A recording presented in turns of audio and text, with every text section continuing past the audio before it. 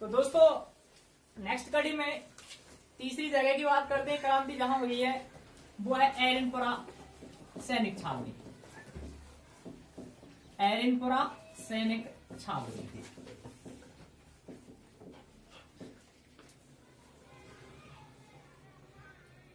नक्शा देख लेते हैं थोड़ा।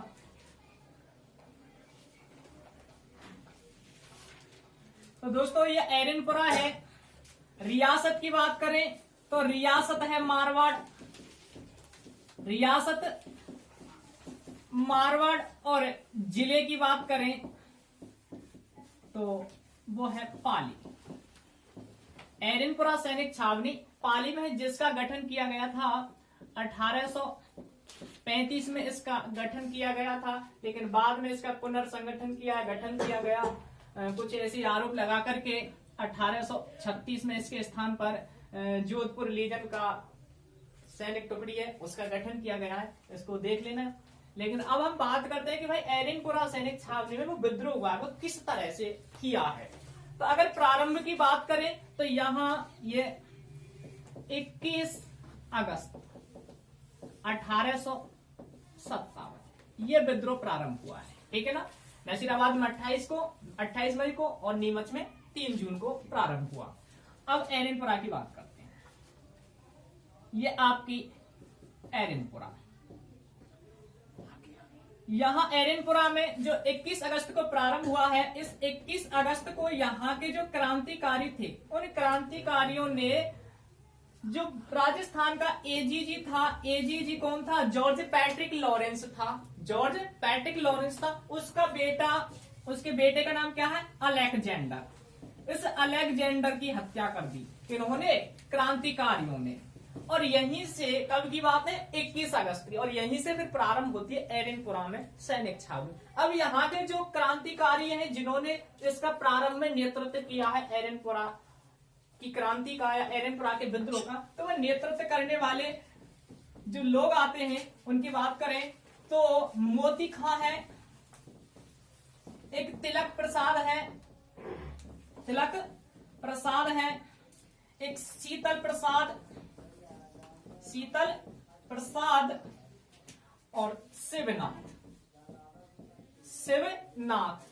ये लोग हैं, ये क्रांतिकारी हैं जिन्होंने इनका नेतृत्व किया है। बाद में इन क्रांतिकारियों का जो सहयोग दिया है बाद में वो किनके द्वारा किया गया है? किसने किया है इनका सहयोग? वो आउबा के ठाकुर थे जिनका नाम है ठाकुर कुशाल सिंह। ठाकुर कुशाल सिंह, ये ठाकुर कुशाल सिंह थे आउबा पाली के किलेदार, ठीक है ना। आउबा पाली के क्या थे? आउबा ठाकुर के किलेदार थे जिन्होंने बाद में इन क्रांतिकारियों का साथ दिया है, ठाकुर कुशाल सिंह। अब यहां इनका सहयोग दिया है इन्होंने ठाकुर कुशाल सिंह। अब यहां बात आती है कि किस तरह से सहयोग दिया है, तो देखते हैं, बात करते हैं कि जब ये शुरुआत में चले थे क्रांतिकारी तो इन्होंने शिवनाथ या इन क्रांतिकारियों के नेतृत्व में एक नारा दिया था जो अक्सर करके पेपर में पूछा जाता है। और वो क्या नारा दिया था? चलो दिल्ली, चलो दिल्ली मारो फिरंगी। चलो दिल्ली मारो फिरंगी। फिरंगी का मतलब अंग्रेज, यानी कि दिल्ली चलो और किनको मारो? फिरंगी, यानी अंग्रेजों को मारना है। तो देखो दोस्तों, दिल्ली तो हर क्रांतिकारी थे जो वो कहाँ जा रहे थे, सब एकत्रित कहाँ होना था उनको? दिल्ली में ही एकत्रित होना था। तो इनका भी नारा क्या था? चलो दिल्ली मारो फिरंगी। लेकिन और जो भारत में क्रांति हुई है उनका जो नेतृत्व रहा है वो है दिल्ली चलो। क्या नारा था? दिल्ली चलो। और इनका क्या है? चलो दिल्ली मारो फिरंगी। ये इन और ध्यान रखना कहाँ के सैनिकों ने दिया है, कहाँ के क्रांतिकारियों ने? वो एरनपुरा सैनिक छावनी के क्रांतिकारियों के द्वारा ही दिया गया है, ठीक है। अब जब ये लोग निकलकर जा रहे थे तो इनका सहयोग दिया है ठाकुर कुशाल सिंह ने। और ठाकुर कुशाल सिंह बड़े गजब का सहयोग देते हैं और इनका नेतृत्व भी करते हैं, हम कह सकते हैं इन चीजों को भी। तो वो किस प्रकार से इनका सहयोग दिया है ठाकुर कुशाल सिंह के द्वारा, तो देखते हैं। यहाँ ये नेतृत्वकर्ता वगैरह हो गए।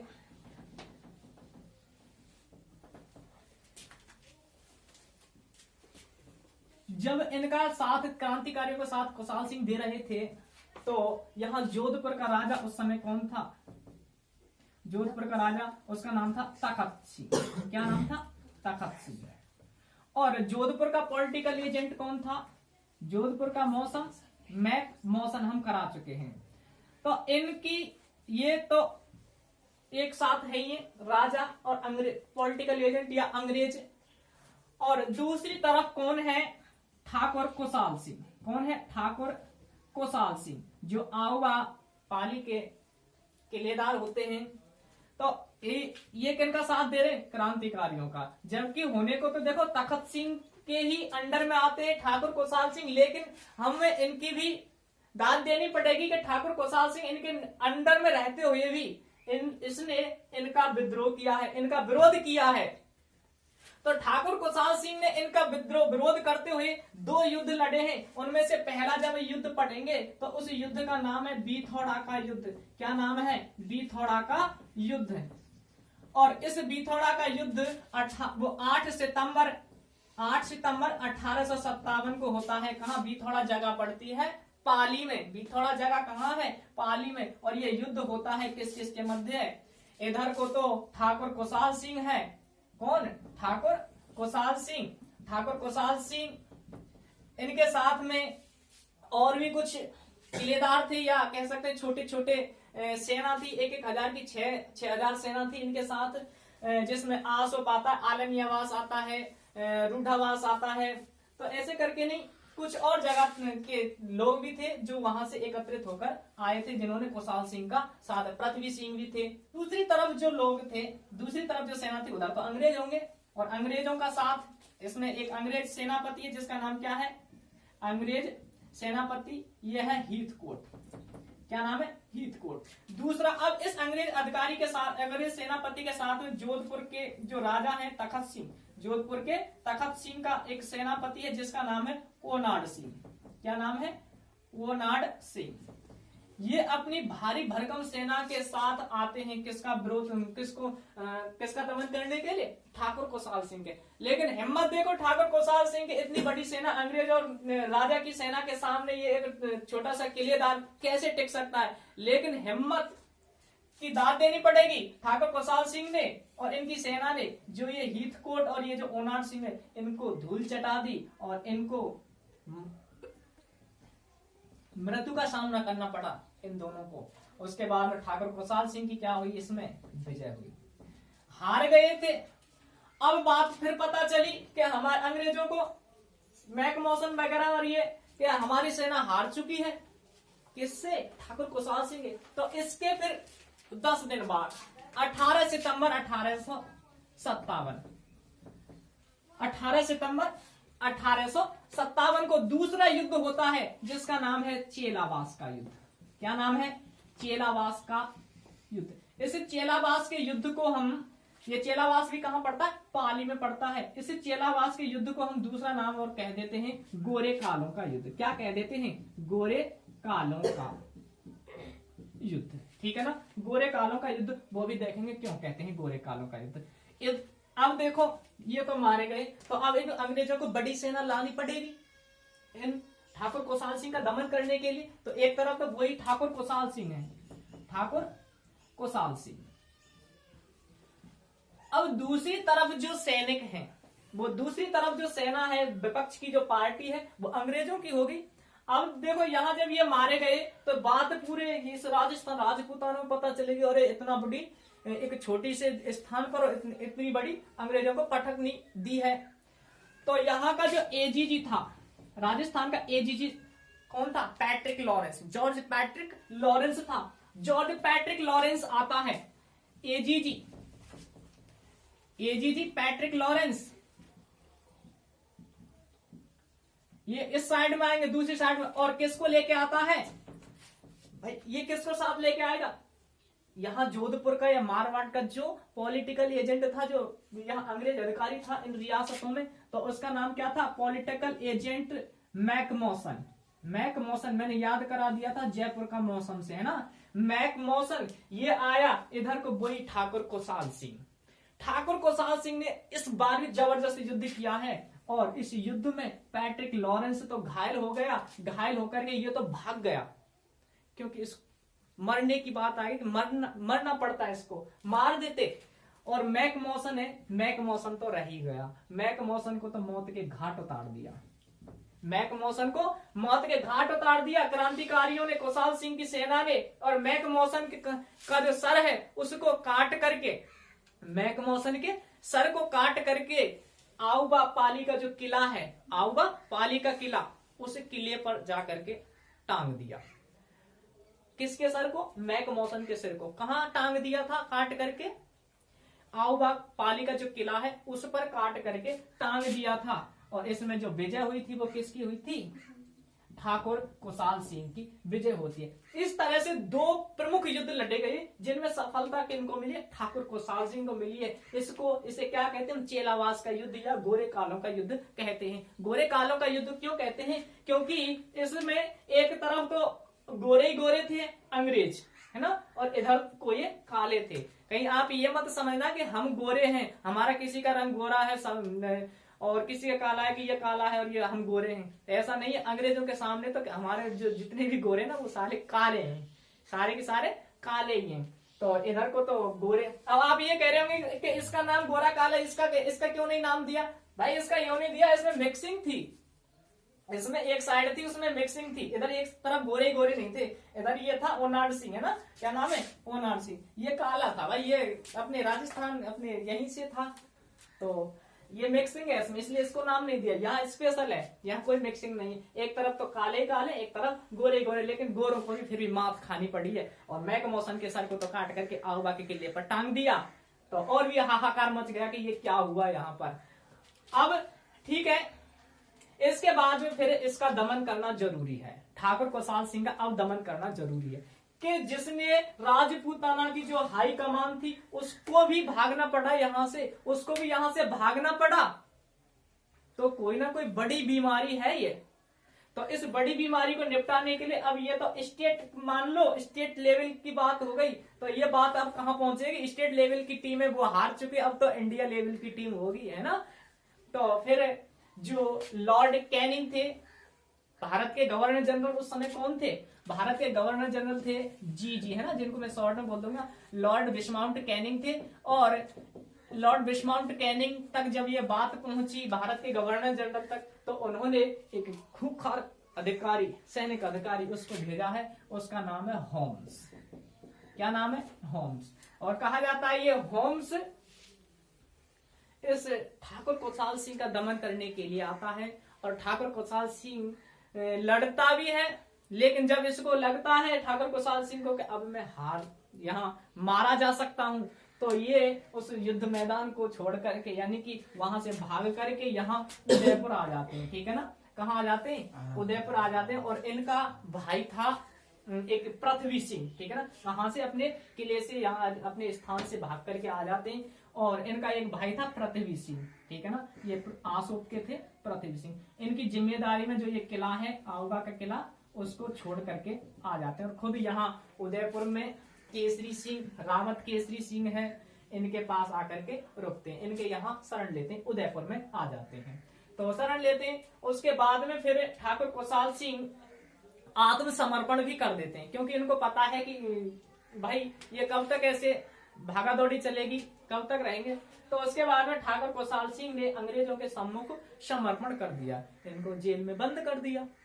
फिर उसके बाद में क्या होगा भाई? केस चलेगा इनके ऊपर, और केस चलते हुए इनके ऊपर एक कमीशन का गठन किया गया कि ये दोषी हैं या निर्दोष हैं। और उस कमीशन का नाम है या उस आयोग का नाम है major Taylor commission. Major Taylor commission, याद रखना।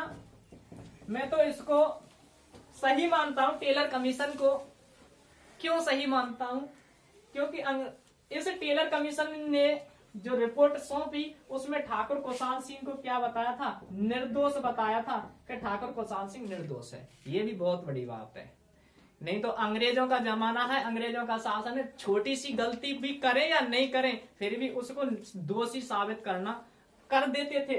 लेकिन टेलर कमीशन है, इसने ठाकुर कुशाल सिंह ने तो पता है सबको, जग जाहिर है, जो आज हम पढ़ते हैं ठाकुर कुशाल सिंह के बारे में, अंग्रेजों से लोहा लिया, ये युद्ध लड़े, इस तरह से 2 युद्ध लड़े, बिथड़ा और चेलावास के युद्ध लड़े, उसमें अंग्रेजों को पटक नहीं दी, मैकमोहन को मारा गया था, हीथकोट है, ओनार सिंह, उनको भी मार दिया था, उनको भी मार दिया।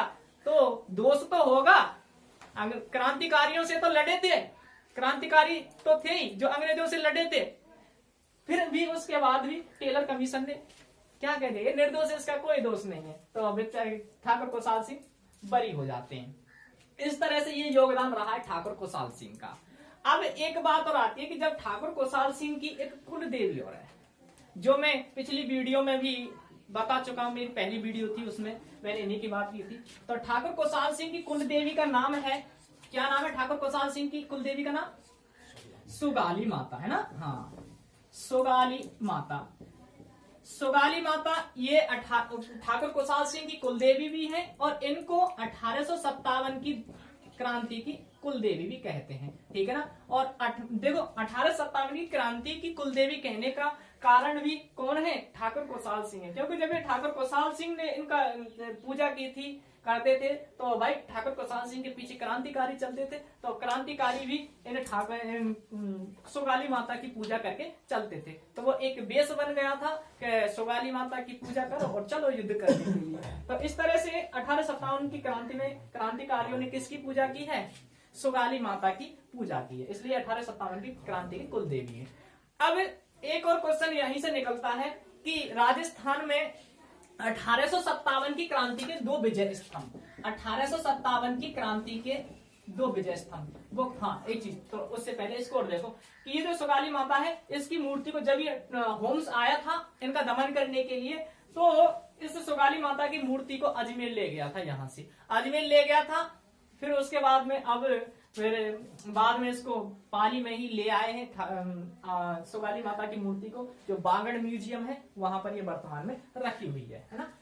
अब 1857 की क्रांति के 2 विजय स्तंभ पूछ लेता है, वो 2 विजय स्तंभ कहाँ है? तो भाई याद रखना, ये दोनों विजय स्तंभ कहाँ है? पाली में है। कहाँ पर है? पाली में ही स्थित है। अब कौन से विजय स्तंभ है, कभी पढ़े क्या विजय स्तंभ?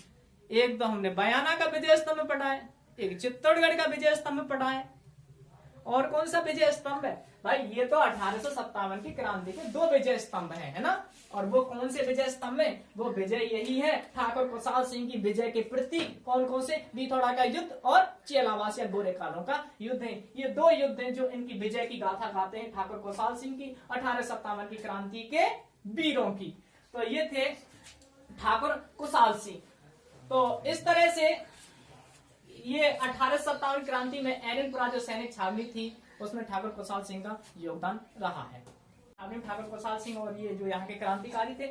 हाँ देखो, एक तो ये है मैकमोहन का सर काट दिया था और दरवाजे पर टांग दिया था।